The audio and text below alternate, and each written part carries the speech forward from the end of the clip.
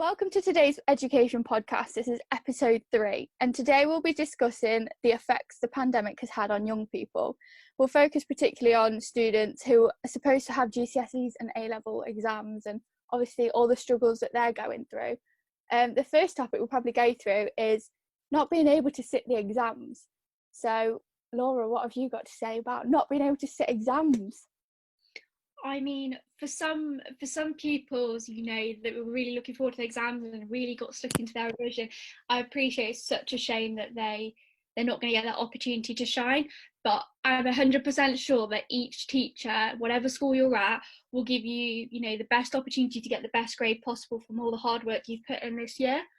And I suppose in highlight of that, for those students that you maybe are not exam strong and we're doing a lot of coursework prior to this might be a blessing in disguise for that, in terms of not having to go through the worry of taking an exam. But I think they have to remember that, teachers will be extremely fair on putting a result together based on your mock exams that you will have done probably from November to January, and all your hard work in class as well will be a good reflection on what you get. So please, I wouldn't be worried. I'd be really optimistic and think, your teacher should know you very well. They've been, supporting you for a couple of years, and everything should transpire the way you hope, fingers crossed. Yeah, exactly. That no teacher wants you to fail. I think everybody has that one teacher they think, no, they really don't like me, they're going to mark me down. No teacher wants that, because if anything, it reflects badly on them as a teacher. So I think they shouldn't worry. So A-level will be the 13th of August and GCSE the 20th of August. Now, that's not changed. I think that was the original dates anyway. But like you say, it's based on teachers' assessments. So it's what you were expected, so you're not completely in the dark. You know what you were. A lot of schools provide you with what you are expected by the end of the year, so if anything, you're not completely in the dark. And there is that opportunity to resit in autumn, so I think everyone's being given the opportunity to resit if they want to. So it isn't the end of the world. It's frustrating and it's not fair that it's happened to you. But at the same time, like you say, it could be a bonus. Some people, like myself, I'm rubbish at exams. I panic. I work myself up no matter how much revision I do. I just do not do well in exams. I'm such a hands-on, practical person. So for me, coursework was my strongest like pathway. But I think that's the case for quite a few people. So it could work. Like I say, pros and cons. There's pros and cons to it. Absolutely. So I don't think you can, sadly, I don't think you can't worry about the situation. Hindsight's a wonderful thing, but we couldn't have known that this was going to happen. And as a result, you have to take it on the chin, see what comes along. Like Kobi said, that you shouldn't be in the dark. I'm sure that, you've all got teachers that you can reach out to now to just get your prediction results that you probably will have had from your mocks. But if you are unsure, don't be afraid to reach out to your teachers. They're still there to support you. And it is a brilliant option that you have a second chance. If you're not happy with your results, it is not the end of the world. I can assure you that there is plenty of opportunity for you to be able to retake, and that will, although we don't have the exact information on that yet, the government will launch that. There will be a plan, so do not worry. There is plenty of opportunity, plenty of time. Definitely. And I think it's almost less stressful, like as a retake. I understand retaking an exam is always very, very stressful, because you think, oh my goodness, this is my final attempt. But you've got to think, this is your first attempt. Like you've not sat an exam previously, so I guess you are slightly in the dark in that sense, that you haven't already had some form of go at that layout. But there's past papers online. Your teachers know what they're talking about, and I'm sure they will have provided you with the resources to know where to look and past papers to look at. A lot of questions get reused, so it is really worth just using those past papers if you're planning on resitting, and using them to prepare for that exam. And I just think the best thing you can do now is just not worry, get your results, see how it is, and then go from there. There's no point worrying about the what ifs. Yeah, couldn't agree more. If you know that if you're anticipating that you're not going to do as well as you would like, I mean, the summers are perfect, and all this time is perfect opportunities to keep your memory topped up and do some additional reading, or ask for extra help, or, some extra bits to keep you topped up in your particular subject that you want to, develop on. Exactly, it's prime revision time. Absolutely, yeah. But I know it's hard because some of you will be anticipating and just waiting for those results, and that's fair enough as well. It's whatever works for you. So if you want to go and revise now and keep things ticking over, perfect. If you don't, that's perfect too. It doesn't matter. Enjoy your summer, enjoy your time off. Wait for those. Refresh. Yeah. Yeah. What will be is a big saying that I've always said. I'm not saying that you should wing things, not at all. But I am a big believer that what will be. So just see what your results are and then play it from there. There will be so much support and advice when those results are released for other options and other routes for yourself to better or to go ahead with what you've got. So worrying right now is not going to help. Yeah, definitely. You put in that effort.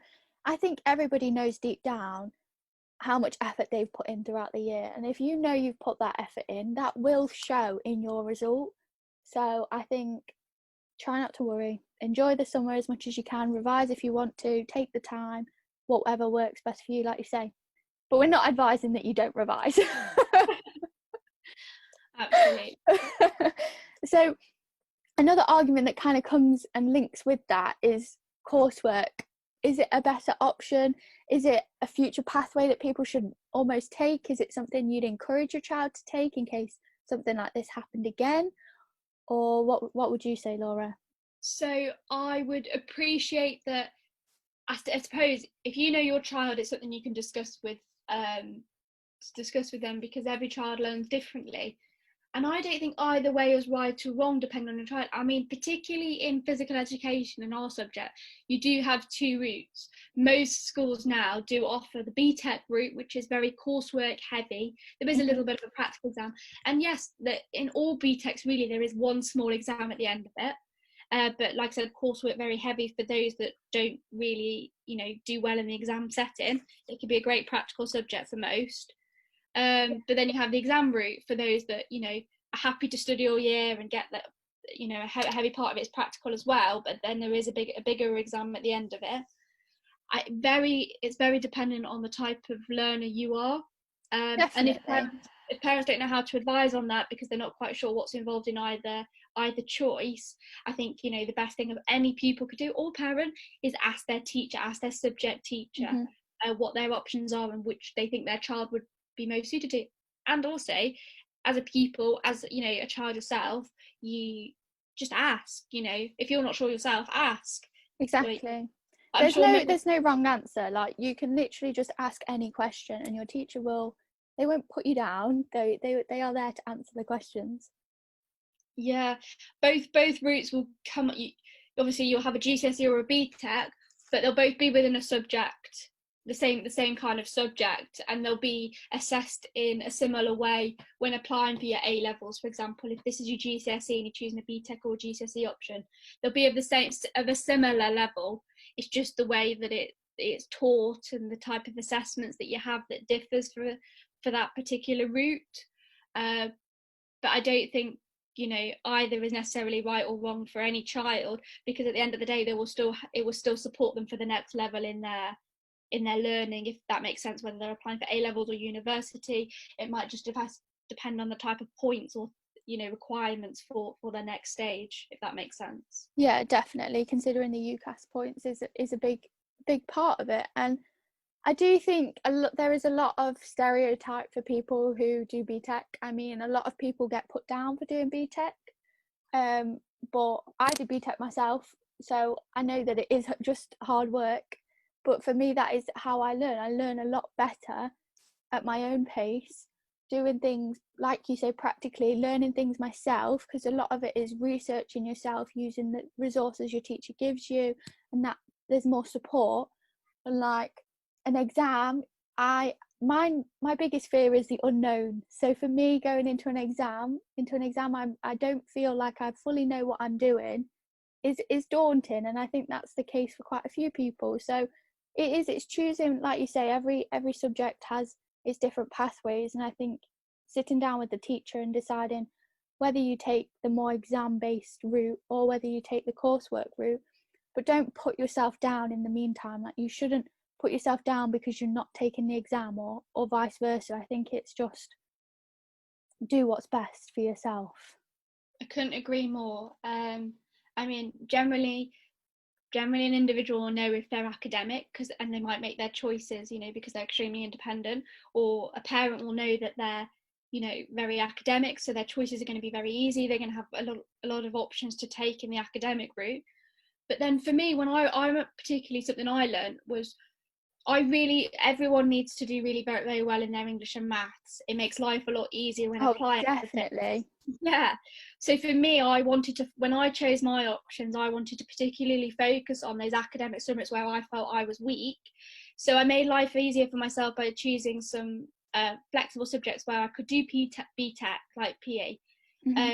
So I could focus on those academic subjects, but have that sense of release with those flexi subjects like PE, and do the coursework route, because I felt less stressed that if I had a bit of a meltdown, or I wasn't feeling very confident when it came to the exam wasn't the be all end all, because I'd done so much coursework and practical work throughout the year that I'd worked hard on.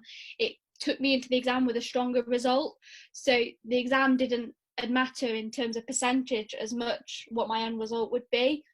So it meant focus on my maths and my English and my sciences, where I needed more support and to get a better result. So for me, that was a really good balance, and I think it is just finding that balance for the right people. And yes, there is no right or wrong for each individual. So I think it's just about discussing it and being open and not being afraid to ask the right questions. Oh, definitely. I think there's just pros and cons to every situation, and just like coursework, like obviously coursework is a lot more time consuming, so you have to be willing to take it, I think, outside of the classroom if that's not something that suits you. If you think I switch off once I've left school, then it is probably the exam route. But then again, you could argue you've got to revise outside of school for an exam. So I think it's give or take, really. You've just got to sit down and decide. And I don't think it's up to the government to take that option away from anybody. I think everybody should be given both pathways and get to decide which way suits them best. Well, when I was at school, coursework wasn't even an option in my school. Everything was exam based. And nowadays that the government have been implementing more and more options for pupils, and there is such a variety. They're more fortunate than they ever realised.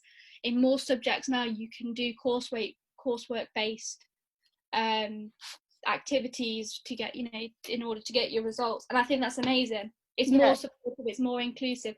But at the end of the day, GCSEs, A-levels, they're there for a reason. They are exams, whether they're coursework or not. There's usually a small exam within that, unfortunately, but that's the way that they assess. That's the way they assess, and I think it will always be that way.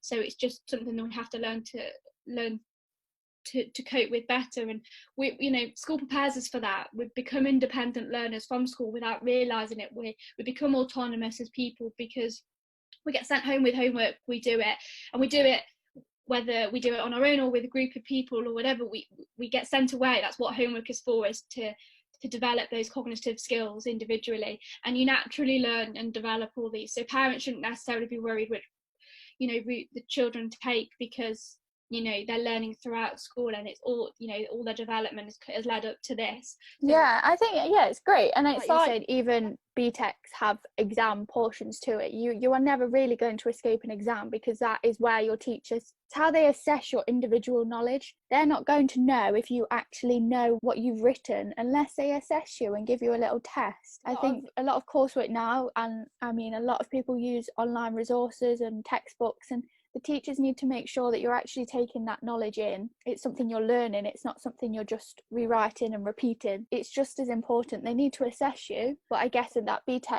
like you say, it's a lot less pressure, because you've got a heavy weight of coursework rather than 100% exam. Yeah, couldn't agree more. And please don't punish us teachers. We didn't set the exams. It was the Department of Education. It's been around a long time, and I think that's why there'll always be a small percentage of exams included in every subject, because it's just a formality that's always been in place. And definitely, and it's like you say, just as much as coursework suits people, exams suit people. Some people absolutely thrive in an exam hall compared to others. I think you're never really going to win 100%. You're not going to be able to meet the needs. Unfortunately not. For example, anyway. Yeah, Exactly. It's very difficult to assess without an exam, I think. Right, so the last thing really, and it's a nice short podcast this week. There's going to be a bit of change in schools, clearly, because I believe starting Monday primaries go back, don't they? So there'll be a change in secondary as well, with, I think, is it year 10s starting back on the 15th, is that right? I'm not sure that, my school, we've not heard that that's a definite, but it's certainly in the pipeline. I think it's not compulsory either way, so no matter what school you go to, you are not forced to go. Obviously it's recommended that you go because it's your education. But yeah, I was looking at some statistics and it was saying, like, in a normal classroom throughout England, normally there's 8,819,765 students in school. Gosh. So that's normally. Since the 21st of May, we've had roughly 244,000. So that's gone down massively. That's a lot of students out of school. And to put them back into the school environment, there are definitely going to be a lot of changes. Yeah, they're going to need to be, because the numbers haven't significantly come down enough to force and it to be compulsory for all pupils to go back into school. So the right things need to be in place. Well, that's it. And I know they've written a few measures that they're going to put in place. It is going to be very difficult to be able to manage a lot of students who have not seen their friends in so long, and then almost separating everybody. I don't know how they're going to work it, but I think I can see there being a lot of resistance. Definitely. Because of this. And sorry, go on. No, and I think realistically, I think the majority of people will wait for all this to have cleared as best as possible. And I can see a lot of people waiting and holding their children back till September, and I think there's nothing wrong with that. I'm not saying that should be the case, but I can see that from listening and talking to parents around. I have kind of, that seems to be quite a generic thing. They're a little bit scared to let their children go back in as guinea pigs, and I appreciate that. There's absolutely nothing wrong with that fear, but at the same time, those precautions should be there. There is no harm in sending your children back, and I think some parents are going to be forced to have to let their children go back to school because they're going to be going back to work as well. Definitely. It's going to be very, very difficult, and I think it's going to be hard to manage, but it's also, you can't expect a child to go back with the fear that's happening right now. Fair enough, some young people, they're kind of, I want to go back to school now, I'm a bit fed up of being at home all the time. But are you really going to get them to learn for that short amount of time before they've got the 6 weeks holidays? Are schools going to stay open during the 6 weeks holidays? Are they reducing the holiday time? I think it's very up in the air at the minute, and as a young person, I feel like they need the confirmation. Agreed. But the biggest influence is, a lot of us are at home, parents and children. If parents breathe fear into their children are going to be very nervous going back to school. So if there are any parents listening, I would say be as positive as you can if you're going to send your children back to school, because the schools have been thoroughly cleaned. There are things in place. No one should have any symptoms going back to school, whether that be teachers or children. So they should be as safe as possible. Definitely. If you're feeling confident and you think you're going to be sending your children back, be really positive, make it a really nice experience for them to go back, so there's no resistance and it's an easy transition for them. On the other hand, if you're not sending your children back to school, absolutely fine, that is totally your choice. Maybe you've got that fear and you don't instill it in your children. Again, just be really positive and make the right decision for you and your family. Definitely. I think we'll leave it on that note for today. I think we've covered quite a bit, to be fair, and we hope we've covered some unsure. If any of you were unsure on any of the topics, we hope we've covered a bit of it for you. And if anybody has any questions, just send them our way, really. I don't want everybody getting bored of our education talk, but hopefully we can keep you entertained for a few more weeks. But yeah, so thanks, Laura, and thanks, baby. I hope it was all useful. Yeah, hopefully. All right, bye. Okay, bye.